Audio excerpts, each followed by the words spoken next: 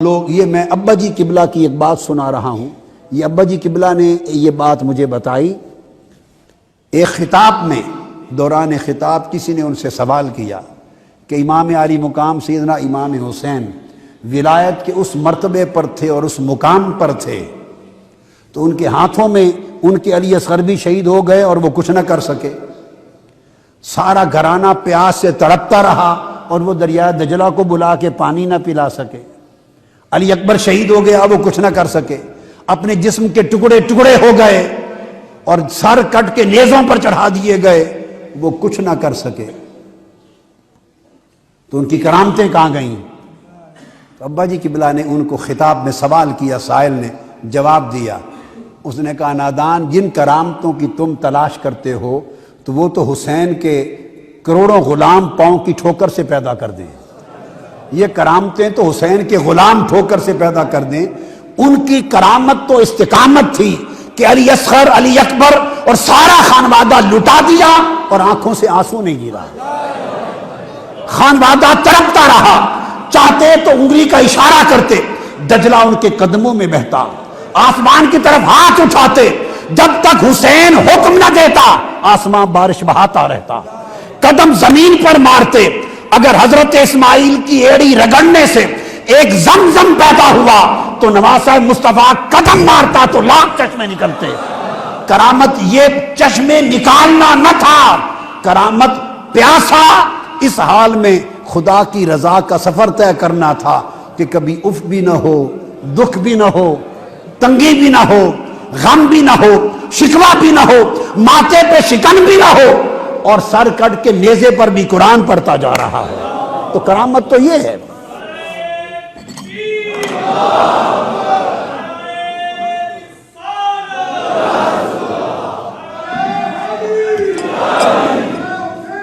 کسی نے کہا کہ حضرت شاہ محمد غوث گوالیاری قلعہ گوالیار سے نکلے، ہندو بادشاہ نے پیچھے فوجی بھیجے، انہوں نے ڈاکو بن کے ان پہ حملہ کر لیا، لوٹ لیا. شاہ محمد غوث گوالیاری کی 9 سالہ نواسی ان کے پیچھے گھوڑے پر تھی. اس کے کانوں میں سونے کی بالیاں تھیں. اس نے ہاتھ مارا، سونے کی بالیاں کھینچی، کان چر گئے اور خون کے فوارہ نکل آیا. حضرت شاہ محمد غوث گوالیاری جو مرتب اور مؤلف ہیں جواہر الخمسہ کی، اور ان کا مزار یہاں ہے لاہور میں.